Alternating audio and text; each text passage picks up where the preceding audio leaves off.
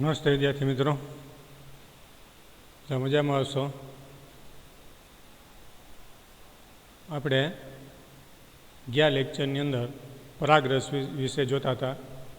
આ પરાગરજનો આપણે છેલ્લે જોયું હતું કે જો આપણે ઇલેક્ટ્રોન માઇક્રોસ્કોપની અંદરનો એનો ફોટોગ્રાફ્સ આપણે જો જોઈએ તો એની રચના છે એ કેવી જોવા મળે. તો આપણે જોયું કે એમાં કદ, આકાર અને એની સંરચનાની દૃષ્ટિએ ઘણી બધી ભિન્નતાઓ આપણને જોવા મળતી હોય.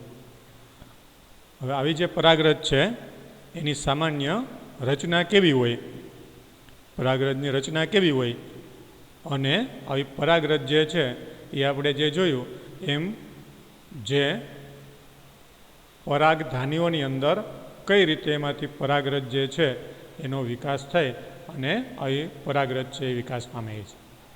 તો અહીંયા આપણને અહીંથી આ પરાગરજની રચના આપેલી છે. પરાગરજની રચના તો સામાન્ય રીતે પરાગરજ જે છે એ ગોળાકાર આકારની જોવા મળે છે. પરાગરજનો આકાર જે છે એ સામાન્ય રીતે કેવો હોય તો કે મોટે ભાગે પરાગરજનો જે આકાર છે એ ગોળાકાર હોય. અને આવા પ્રકારની જે પરાગરજ છે એનું કદ જે છે એ લગભગ 25 થી 50 માઇક્રોમીટર જેટલુંનું કદ હોય, એટલે કે એનો વ્યાસ 25 થી 50 માઇક્રોમીટરનો વ્યાસ ધરાવે. કારણ કે ગોળાકાર જે કોઈ પણ વસ્તુ હોય તો આપણે એને વ્યાસ સ્વરૂપે એનું કદ છે એ માપીએ છીએ. એટલે 25 થી 50 માઇક્રોમીટરનો વ્યાસ ધરાવતી પરાગરજ છે જોવા મળે. આવી જે પરાગરજ છે એની ફરતે દ્વિસ્તરીય દિવાલ આવેલી હોય, એટલે કે એની અંદર એની ફરતે 2 સ્તરની બનેલી દિવાલ હોય. એની ફરતે 2 સ્તરની બનેલી દિવાલ હોય. જો બાજુમાં આપણને આ આકૃતિ જે છે એ આપેલી છે, એમાં આ પરાગરજ પછી જે પરાગ ચતુષ્ક, આ પરાગ ચતુષ્ક છે. પેલી જે આ આકૃતિ છે એ પરાગ ચતુષ્ક છે. અને પરાગ ચતુષ્કની અંદર જે 4 આવા કોષો હોય એ સ્વતંત્ર રીતે વિકાસ પામી અને એમાંથી 4 કોષો આવી 4 પરાગરજ તરીકે વિકાસ પામે છે, 4 અલગ અલગ. એમાંથી આ કોઈ પણ પરાગ ચતુષ્કની અંદરથી આ એક કોષ લઈ અને એમાંથી પુખ્ત પરાગરજ કઈ રીતે બને એ આપણને અહીં સમજાવેલું છે. આ રીતે જો આપણે આવી પરાગરજની રચના જોઈએ તો એની ફરતે આવું 2 પડનું બનેલું આવરણ આવેલું હોય. એની ફરતે 2 પડનું બનેલું આવરણ હોય. જો અહીંયા આપણને આકૃતિની અંદર આ 2 પડ આપેલા છે, જ્યાં બહારનું પડ અને આ અંદરનું પડ. એ રીતે આવા 2 પડ એની ફરતે આવેલા હોય, દ્વિસ્તરીય દિવાલ ધરાવે. જેમાંથી બહારનું જે આવરણ છે એ સખત આવરણ હોય, જેને બાહ્ય આવરણ કહેવાય. બહારનું જે આવરણ છે એ કંઈક અંશે સખત હોય, જેને બાહ્ય આવરણ તરીકે ઓળખવામાં આવે. અને આવું જે બાહ્ય આવરણ છે એ વિશિષ્ટ પ્રકારના પદાર્થનું બનેલું હોય, જેને સ્પોરોપોલેનિન તરીકે ઓળખવામાં આવે. બાહ્ય આવરણ છે શેનું બનેલું હોય તો કે જે સ્પોરોપોલેનિન નામના પદાર્થનું બનેલું હોય. એટલે કે જે એક પ્રકારના કાર્બોદિત પદાર્થો છે અને એની સાથે કેટલાક પ્રોટીન જેવા પદાર્થો પણ સંકળાયેલા હોય. આવા બધા મિશ્ર પદાર્થો ભેગા મળી અને સખત એવો આવરણ બને, જેને સ્પોરોપોલેનિન તરીકે ઓળખવામાં આવે. આ સ્પોરોપોલેનિન એ એકદમ સખત અને એવું મજબૂત આવરણ છે કે જેને કારણે કોઈ પણ પ્રતિરોધક કાર્બનિક દ્રવ્યો તરીકે એ આવેલું છે. એ એક ખૂબ જ પ્રતિરોધક કાર્બનિક દ્રવ્ય તરીકે આવેલું છે. એટલે અલગ અલગ પ્રકારના એ કાર્બનિક દ્રવ્યોનું બનેલું છે અને એટલું બધું પ્રતિરોધક છે કે જે ઊંચું તાપમાન હોય, ખૂબ જ તાપમાન વધારે હોય, કોઈ જલદ એસિડ હોય કે જલદ બે જ હોય એની સામે પણ એ ટકી શકે. એટલે કે ખૂબ જ ઊંચા તાપમાન હોય, જલદ એસિડ કે બે જ હોય તો પણ આવી પરાગરજને નુકસાન થતું નથી. એ પરાગરજ છે એ નાશ પામશે નહીં, નુકસાન નહીં થાય. એટલું બધું આવું જે આ સ્પોરોપોલેનિન છે એ પ્રતિરોધક કાર્બનિક દ્રવ્ય તરીકે આવેલું છે. આ ઉપરાંત આ સ્પોરોપોલેનિન એ એવા પ્રકારનું દ્રવ્ય છે કે જે ઉત્સેચકો સામે પણ એ પરાગરજનું રક્ષણ કરે છે. એટલે જુદા જુદા ઉત્સેચકો પણ આ સ્પોરોપોલેનિનને અવનત કરી શકતા નથી, એટલે કે એનો નાશ કરી શકતા નથી કે એનું વિઘટન કરી શકતા નથી. આ રીતે આ બાહ્ય આવરણ જે છે એ ખૂબ જ સખત અને આવા સ્પોરોપોલેનિનનું બનેલું હોય. આ પરાગરજના બાહ્ય આવરણનો વિસ્તાર જ્યાં જ્યાં ગેરહાજર હોય, પરાગરજનું આવું જે બાહ્ય આવરણ છે એ જ્યાં આવેલું ન હોય, એટલે કે સ્પોરોપોલેનિન જ્યાં આવેલું નથી ત્યાં પરાગરજની સપાટી ઉપર સ્પષ્ટ છિદ્રો જોવા મળે. બાહ્ય આવરણમાં જ્યાં સ્પોરોપોલેનિન આવેલું ન હોય, ગેરહાજર હોય, ત્યાં સ્પષ્ટ છિદ્રો જોવા મળે. આવા છિદ્રોને જનન છિદ્રો, જેને જર્મ પોર્સ એટલે કે જનન છિદ્રો તરીકે ઓળખવામાં આવે. અને આવા જે જનન છિદ્રો એટલે કે આવા જર્મ પોર છે એની અંદરથી જ્યારે પરાગરજનું અંકુરણ થાય ત્યારે એમાંથી પરાગ નલિકાનો વિકાસ થાય. અહીંયા આપણને આવા પરાગરજની પુખ્ત પરાગરજની રચનામાં આવું જે જનન છિદ્ર જે છે એ આપેલું છે. આવું જનન છિદ્ર આપેલું છે. એ જનન છિદ્ર જે છે એટલે આવું આખું આ છિદ્ર છે એની અંદર આ અગ્રબાજુનો જે ભાગ જે હોય ત્યાંથી આ રીતે કોઈ પણ જગ્યાએ ત્યાં પરાગ નલિકા વિકાસ પામે, પણ મોટે ભાગે જે પરાગાસન ઉપર પડ્યું હોય ત્યાંથી નીચેની તરફ આવી પરાગ નલિકાનો વિકાસ થાય. એટલે જ્યાં આવું સ્પોરોપોલેનિન ગેરહાજર હોય ત્યાં આવા જનન છિદ્રની રચના આવેલી હોય. આ રીતે આ સ્પોરોપોલેનિન નામના આવા કાર્બનિક દ્રવ્યની બનેલા બાહ્ય આવરણને કારણે પરાગરજ છે એ અશ્મિ સ્વરૂપે આવેલી જોવા મળે. અશ્મિ સ્વરૂપે પણ એનો સંગ્રહ થઈ શકે, જે ઘણા વર્ષો પછી પણ આપણને આવી પરાગરજ છે એ જમીનની અંદરથી, માટીની અંદરથી મળી આવે છે.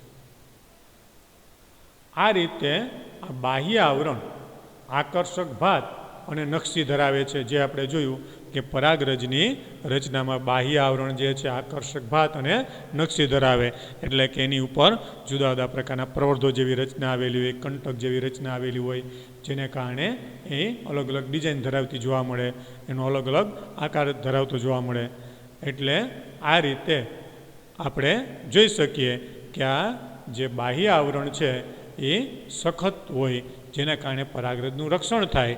અને આવરણ સખત હોય એટલે પરાગરજમાંથી પરાગ નલિકા બહાર નીકળી શકે, એટલા માટે જનન છિદ્ર આવેલું હોય. જે આપણે અહીં પ્રશ્ન આપણે પૂછ્યો જનન છિદ્રનું કાર્ય શું, તો કે જનન છિદ્રમાંથી જ્યારે પરાગરજનું અંકુરણ થાય ત્યારે એમાંથી પરાગરજ છે એ બહાર આવે છે. આ રીતે આ પરાગરજ જે છે એનું બાહ્ય આવરણ આપણે જોવા મળે. એ જ રીતે પરાગરજનું અંતઃ જે આવરણ છે એ બાહ્ય આવરણની અંદર આવેલું છે. પરાગરજના અંદરની બાજુ આવેલા આવરણને અંત આવરણ કહેવાય. આ અંત આવરણ જે છે એ સેલ્યુલોઝ અને પેક્ટિનનું બનેલું છે. અને એ કેવું છે તો કે જે પાતળું છે અને સળંગ છે, એટલે કે એની અંદર કોઈ જનન છિદ્રો આવેલા નથી. બાહ્ય આવરણ છે એ સ્પોરો પોલેનિનનું બનેલું છે, અને જ્યાં સ્પોરોસ પોલેનિન આવેલું ન હોય એ વિસ્તારને આપણે જનન છિદ્રો કહીએ છીએ, જે એકદમ સૂક્ષ્મ રચનાઓ છે. જ્યારે અંત આવરણ છે સેલ્યુલોઝ અને પેક્ટિનનું બનેલું છે, એ હોય પાતળું પણ સળંગ આવેલું છે, એમાં કોઈ છિદ્રો આવેલા નથી. અને એ પરાગરજનો કોષ રસસ્તરથી ઘેરાયેલો હોય છે, એટલે કે જે અંદરની બાજુએ પરાગરજ હોય એના રસસ્તરની અંદરની બાજુએ કોષરસ આવેલો હોય. એટલે પરાગરજનો કોષરસ છે એ રસસ્તરથી આ રીતે ઘેરાયેલો હોય. જ્યારે પરાગરજ જે છે એ આગળ વિકાસ થાય ત્યારે એમાં કેટલાક ફેરફારો થાય. તો આપણે આગળ જોયું ઉપરની પહેલી જે આકૃતિ છે એની અંદર પરાગરજ ચતુષ્ક આપેલું છે. આ પરાગરજ ચતુષ્કની અંદરથી પરાગરજનો વિકાસ થાય, અને આવો પરાગરજનો વિકાસ થાય એટલે એની અંદર નરજન્યુનો વિકાસ થાય. પરાગરજનો વિકાસ ક્રમિક રીતે થાય, જેમાં સૌ પ્રથમ જ્યાં બીજી જ્યાં એના પછીની ચતુષ્ક પછીની જે આકૃતિ છે એમાં આપણે પરાગરજની સામાન્ય રચના પછી એનો વિકાસ દર્શાવતી આ તબક્કો આપેલો છે, જેમાં એની અંદર આવી રસધાનીઓ છે એ આવેલી હોય, એની અંદર કોષ કેન્દ્ર આવેલું હોય, અને આવું જે કોષ કેન્દ્ર છે એક બાજુ આવેલું ને એક બાજુ મોટી રસધાની હોય. પછી આવા કોષ કેન્દ્રનું વિભાજન થાય. બે જો રસધાની હવે બે ભેગી થઈ ગઈ, અહીંયા આખી રસધાની થઈ ગઈ. પછી એનું જે કોષ કેન્દ્ર છે એ હવે અસંમિતીય ત્રાકતંતુઓ નિર્માણ કરી અને કોષ કેન્દ્રનું વિભાજન થાય.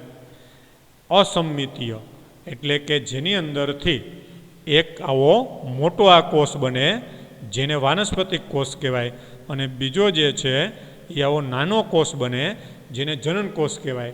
એટલે બંને આવા કોષ કેન્દ્ર છે નાના મોટા હોય, જેથી કરીને એનું અસંમિતીય વિભાજન કરવા માટે જે ત્રાકતંતુ એની સાથે જોડાય એને અસંમિતીય ત્રાકતંતુ કહેવાય. આપણે જાણીએ છીએ કે જ્યારે કોઈ પણ કોષનું વિભાજન થાય ત્યારે એની અંદર ત્રાકતંતુ આવેલા હોય, અને આવા ત્રાકતંતુ દ્વારા કોષ કેન્દ્ર છે એ વિભાજન પામી અને એમાંથી બંને બાજુએ અલગ અલગ રંગસૂત્રોની વહેંચણી કરે છે. એટલે આ રીતે પરાગરજ જ્યારે પરિપક્વ બને ત્યારે એની અંદર બે કોષો આવેલા હોય. જ્યારે આ રીતે જે બીજી આકૃતિ છે છેલ્લો તબક્કો એનો જે છે એમાં પરાગરજની પુખ્ત અવસ્થા દર્શાવેલી છે.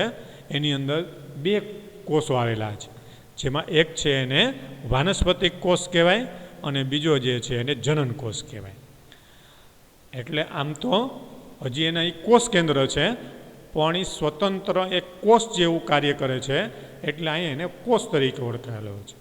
આમ તો એ બે કોષ કેન્દ્ર જ છે, પણ એ સ્વતંત્ર રીતે કોષ જેવું જ કામ કરે છે. એની આજુબાજુનો કોષ રસ જે છે એ કોષ જેવું જ કામ કરે.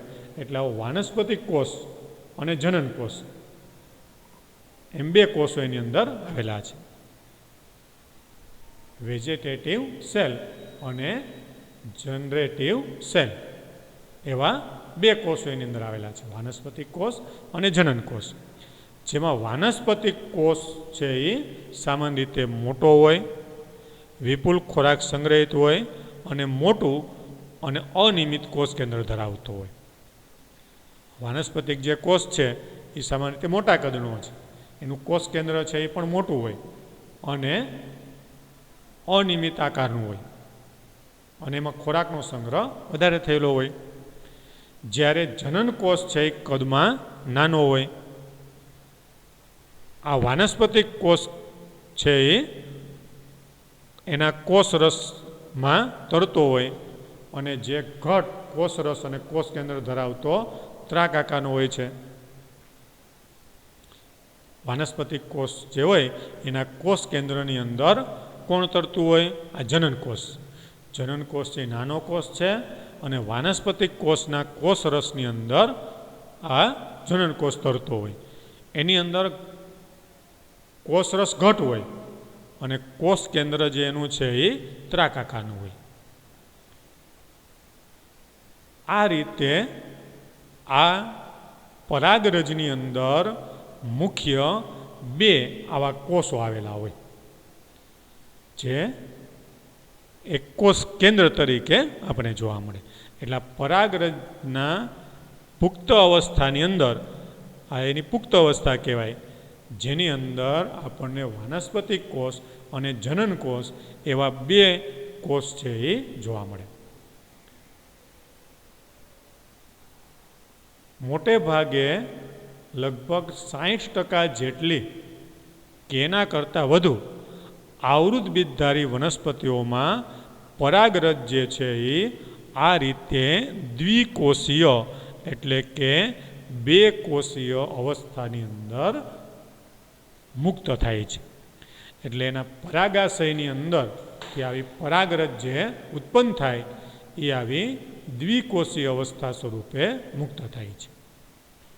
લગભગ 60%થી વધુ આવૃત બીજધારી વનસ્પતિઓની અંદર આ રીતે એક વાનસ્પતિક કોષ અને બીજો જનન કોષ, આવા બે કોષ આવેલા હોય એવી દ્વિકોષીય 2 સેલ્સ જેવી અવસ્થામાં આવી પરાગરજ છે પરાગાશયમાંથી મુક્ત થાય. પરાગાશયનું જ્યારે સ્ફોટન થાય ત્યારે એમાંથી એ મુક્ત થશે. જ્યારે બાકીની 60%થી વધુ એ સિવાયની અન્ય જે જાતિની વનસ્પતિઓ છે એમાં આવી જે પરાગરજ જે હોય એ ત્રિકોષીય એટલે કે 3 કોષોની અવસ્થા સ્વરૂપે આવેલી હોય, જે 3 કોષીય અવસ્થા સ્વરૂપે મુક્ત થાય. જેમાં આવો એક જનન કોષ તો હોય જ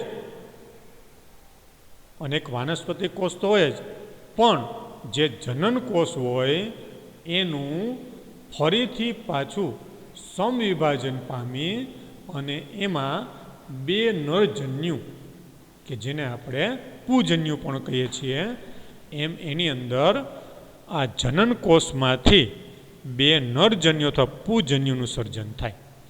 એટલે એક વાનસ્પતિક કોષ અને બે નરજન્યુ અથવા પૂજન્યુ એમ 3 કોષ ધરાવતી પરાગરજ જે છે એ કેટલીક આવૃત બીજધારી વનસ્પતિની જાતિઓની અંદર જોવા મળે. મોટાભાગની 60%થી વધારે એટલે આપણે આજુબાજુ જે વનસ્પતિ બધી હોય એની અંદર તો આ રીતે દ્વિકોષીય પરાગરજ જ પરાગાશયમાંથી મુક્ત થાય અને પછી જ્યારે એનું અંકુરણ થાય ત્યારે એ ત્રિકોષીય બનશે.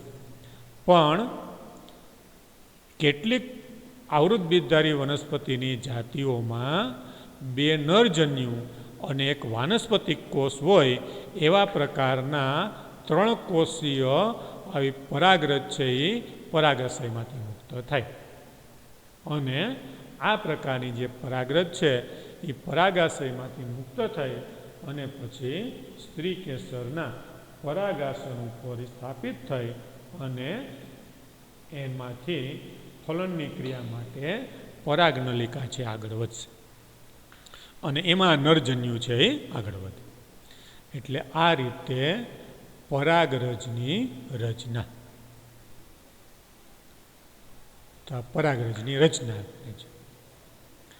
હવે એની રચનાની અંદર જો આપણને એમ કીધું હોય કે આકૃતિ દોરો તો આ પરાગ ચતુષ એક પરાગરજ ચતુષ્નો વિસ્તૃત દેખાવ અને પરાગરજની પુખ્તતાની જે બધી અવસ્થાઓ છે એ આ આકૃતિ આપણે દોરવાની, જે એકદમ સરળ તમે દોરી શકો એવી આકૃતિ છે. સીધી આપણે ટેક્સ્ટ બુકની અંદરથી દોરી શકીએ. એટલે આ રીતે પરાગરજની રચના, જેમાં બે સ્તર આવેલા હોય. બાહ્ય સ્તર સ્પોરોપોલિનનું બનેલું હોય અને એક પ્રકારનું કાર્બનિક દ્રવ્ય છે જે ઊંચું તાપમાન, જલદ, એસિડ, બેઝ કે અન્ય પદાર્થો સામે રક્ષણ આપે છે. જ્યાં આવું સ્પોરોપોલેનિન આવેલું ન હોય એને જનન છિદ્ર કહેવાય. અને આ આવરણ એટલું બધું સખત હોય એટલે એ પરાગરજ છે આપણને અશ્મિ સ્વરૂપે સંગ્રહ થયેલી પણ જોવા મળે. અને જનન છિદ્રનું મહત્ત્વ શું? તો કે એમાંથી પરાગરજનું અંકુરણ થાય ત્યારે પરાગનલિકા બહાર આવે. અંદરનું આવરણ સેલ્યુલોઝ અને પેક્ટિનનું બનેલું હોય અને અંદરની બાજુએ જેનો કોષ રસ હોય એની ફરતે રસતર પણ આવેલું હોય. પરાગરજ પરિપક્વ બને એટલે એમાં બે કોષોમાં એનું વિભાજન થાય, બે કોષો બને. એક કોષ વાનસ્પતિક કોષ કહેવાય અને બીજો જનન કોષ કહેવાય. મોટાભાગની વનસ્પતિની અંદર એટલે કે 60%થી વધારે આવૃત્તબીજધારી વનસ્પતિની અંદર આવી દ્વિકોષી પરાગરજ હોય ત્યારે એ પરાગાશયમાંથી મુક્ત થાય. પણ કેટલીક વનસ્પતિની આવૃત્તબીજધારી વનસ્પતિની જાતિઓની અંદર આવી પરાગરજ છે ત્રિકોષી હોય. ત્રિકોષી હોય ત્યારે એની અંદર શું આવેલું હોય? તો કે એક વાનસ્પતિક કોષ અને બે નરજન્યુ, એટલે નરજન્યુ શેમાંથી બન્યા હોય? જનન કોષમાંથી એનું વિભાજન થાય, સમવિભાજન દ્વારા બે નરજન્યુ તો પૂજન્યુ બને. આ રીતે પરાગરજની રચના આપણને જોવા મળે. હવે આવી જે પરાગરજ જે છે એ વનસ્પતિ માટે એક પ્રજનન કોષો સર્જવા માટે મહત્વનો ભાગ કરતી રચના છે. પણ ઘણી જાતિની પરાગરજ છે એ આપણા માટે નુકસાનકારક પણ છે. એટલે પરાગરજ આપણને કઈ રીતે નુકસાન કરે છે કે આપણા ઉપર એ કેવી અસર કરે છે એની અહીંયા ટૂંકી માહિતી આપી કે ઘણી જાતિઓની પરાગરજ ઘણા લોકોમાં તીવ્ર એલર્જી અને શ્વાસવાહિકાની યાતના એટલે કે શ્વાસવાહિકાની અંદર શ્વાસ લેવામાં મુશ્કેલી સર્જાય એવા પ્રકારની અસર છે ઉત્પન્ન કરે. શ્વાસવાહિકાની યાતના એટલે જે શ્વાસ લેવા મુશ્કેલી સર્જાય એ રીતે શ્વાસનલિકાની અંદર કે શ્વાસવાહિની સંબંધિત રોગો ઉત્પન્ન કરે. એટલે ઘણા લોકોને એની એલર્જી હોય.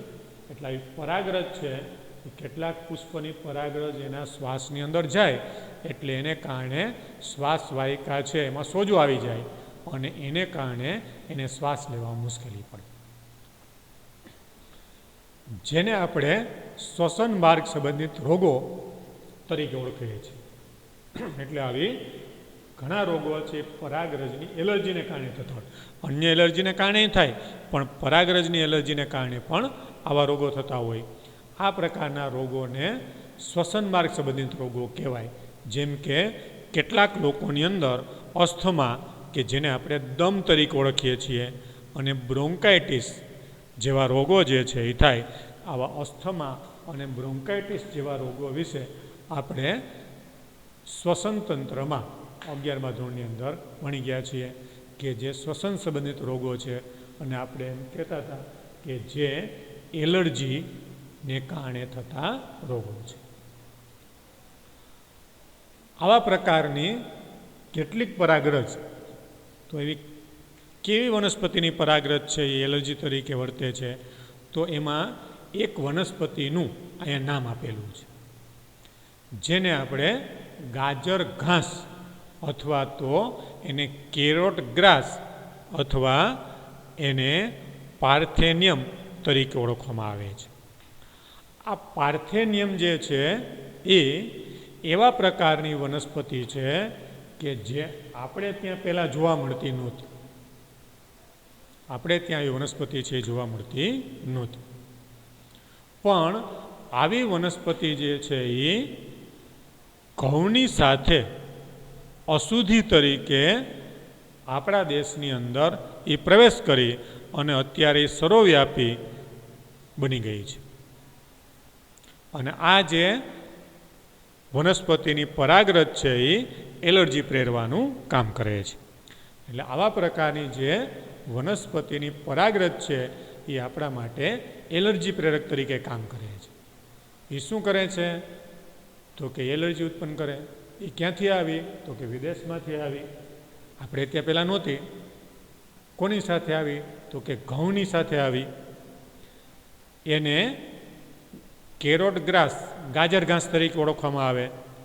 ખાસ કરીને આવી વનસ્પતિ આપણી આજુબાજુના વિસ્તારની અંદર અત્યારે ચોમાસા દરમિયાન મોટા પ્રમાણમાં ઉગી નીકળશે. એમાં તમે જોશો તો નાના નાના સફેદ રંગના પુષ્પ થશે અને એના પર્ણ જે છે એ ગાજરના છોડના પર્ણ હોય એના જેવા જોવા મળે, એટલે એને ગાજર ઘાસ તરીકે પણ ઓળખવામાં આવે છે. ગાજરના જે પુષ્પ હોય એ પુષ્પ થોડાક મોટા હોય, એટલે પુષ્પ નાના હોય પણ એનો પુષ્પ વિન્યાસ મોટો હોય એટલે મોટા દેખાય, પણ આના જે પુષ્પો છે એ નાના નાના હોય, ગાજરના પુષ્પ જેવા જ દેખાય સફેદ રંગના, અને એના પર્ણ જે છે ગાજરના પર્ણ જેવા જ હોય, એટલે એને ગાજર ઘાસના નામથી ઓળખવામાં આવે છે. અને આ જે વનસ્પતિ છે એને બીજા નામ તરીકે એને કોંગ્રેસી ઘાસ પણ કહેવાય. એને કોંગ્રેસી ઘાસ શા માટે કહેવાય? તો કે જ્યારે આપણા દેશની અંદર ઇન્દિરા ગાંધી વડાપ્રધાન હતા એ સમયની અંદર ભારતની અંદર એક વખત દુષ્કાળ પડ્યો હતો. ઇન્દિરા ગાંધીના સમયની અંદર દુષ્કાળ પડ્યો હતો, એટલે આવા દુષ્કાળનો વિસ્તાર છે એ વધારે હતો. મોટા ભાગના દેશની અંદર વરસાદ નહોતો થયો, અને આવો વરસાદ લગભગ સતત 2 વર્ષ સુધી આવી વરસાદની તંગી રહેતી, જેને કારણે અનાજની તંગી ઉત્પન્ન થઈ. અને એટલા માટે આપણે વિદેશથી અમેરિકા જેવા દેશોની અંદરથી આવા પ્રકારના ઘઉંની આયાત કરી. હવે આવા ઘઉંની આયાત કરી એટલે એ લોકોએ જાણે અજાણે ગમે એ રીતે હોય, પણ ઘઉંની સાથે આ ગાજર ઘાસના આવા બીજ છે આવી ગયા, અને એ એટલા બધા આપણા વિસ્તારની અંદર ફેલાણા કે અત્યારે તમે જોશો કે આ ગાજર ઘાસ જ્યાં ઉગેલું હશે ત્યાં બીજી કોઈ વનસ્પતિ ઉગી શકતી નથી, ત્યાં નકરું ગાજર ઘાસ જ જોવા મળે. એટલે ઇન્દિરા ગાંધીની કોંગ્રેસ સરકાર દ્વારા આવું ઘાસ છે એ આ ઘઉંની સાથે જાણે અજાણે આવી ગયું, જેને કારણે એને કોંગ્રેસી ઘાસના નામથી પણ ઘણા લોકો ઓળખે છે. એટલે આવી ગાજર ઘાસની જે આ પરાગરજ જે છે એ આ રીતે એલર્જી પ્રેરક તરીકે કામ કરે છે, અને આવી પરાગરજ જે છે એ નુકસાનકારક તરીકે પણ વર્તે છે. એટલે આ રીતે આવી જે પરાગરજ જે છે એ નુકસાનકારક છે, અને આવી પરાગરજ જે છે એ આપણને એલર્જી ઉત્પન્ન કરવા માટે જવાબદાર છે. એ જ રીતે કેટલીક વનસ્પતિની પરાગરજ જે છે એ ઉપયોગી પણ છે.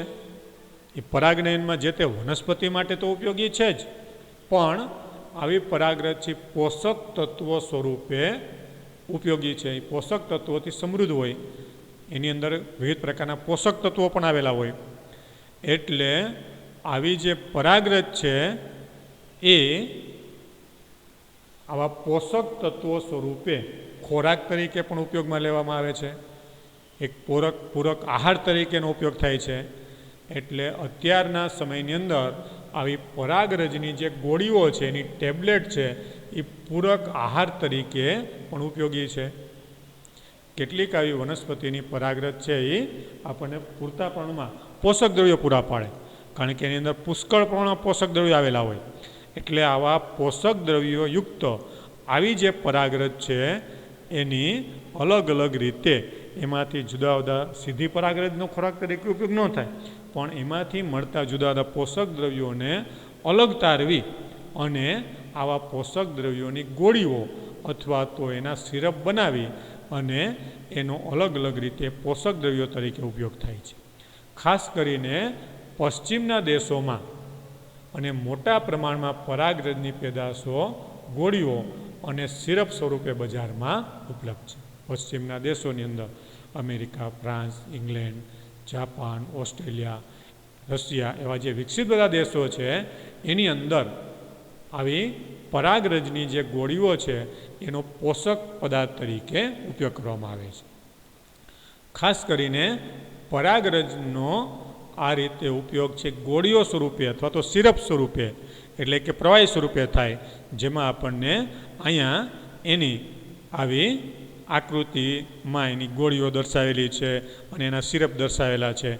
પેલી જે આકૃતિ છે આ એની અંદર એના સિરપ છે કે પ્રવાહી સ્વરૂપે એને ખોરાક તરીકે કે પોષક આહાર તરીકે ઉપયોગમાં પૂરક આહાર તરીકે લઈ શકાય. એટલે કે આમ જોઈએ તો એક દવા તરીકે આપણે એનો ઉપયોગમાં લઈ શકીએ. અને બીજી જે આકૃતિ છે એની અંદર એની આવી ટેબ્લેટ આપેલી છે જેનો પૂરક આહાર તરીકે ઉપયોગ કરવામાં આવે. સામાન્ય રીતે એનો પૂરક આહાર તરીકે ઉપયોગ કોણ કરે તો કે પરાગરજનો વપરાશ ખાસ કરીને રમતવીરો અને દોડમાં ભાગ લેનાર ઘોડાઓના દેખાવમાં વધારો કરવા માટે આવા પૂરક આહારનો એટલે કે પરાગરજનો પૂરક આહાર તરીકે ઉપયોગ કરવા માટે ઘણા લોકો કરે છે અને એને કારણે એને વધારે શક્તિ મળે છે. પરાગરજનો વપરાશ કરવાથી રમતવીરો, અલગ અલગ રમતની સાથે સંકળાયેલા ખેલાડીઓ અને દોડમાં ભાગ લેનાર ઘોડાઓને પણ આ રીતે આવી પરાગરજની ગોળીઓ ખવડાવવામાં આવે એટલે એની અંદર આવા પોષક દ્રવ્યો મોટા પ્રમાણમાં છે જેને કારણે એને શક્તિ આવી જાય અને એને કારણે આવા જે ઘોડાઓ છે એ ઝડપથી રેસની અંદર દોડી શકે. એનું દેખાવ એટલે કે એનું પરફોર્મન્સ છે એ વધારી શકાય. આ રીતે આવી જે પરાગરજ છે એનો પોષક પદાર્થ તરીકે ઉપયોગ કરવામાં આવે છે. પછી આવી પરાગરજ જે છે એનો હવે આગળ અન્ય જે એનું આપણે સંગ્રહ કઈ રીતે કરી શકીએ, લાંબો સમય સુધી એને કઈ રીતે સંગ્રહ કરી શકાય અને પછી એનો ફલનમાં કઈ રીતે આપણે ઉપયોગ કરી શકીએ, જે હવે આપણે નેક્સ્ટ લેક્ચરની અંદર જોઈશું.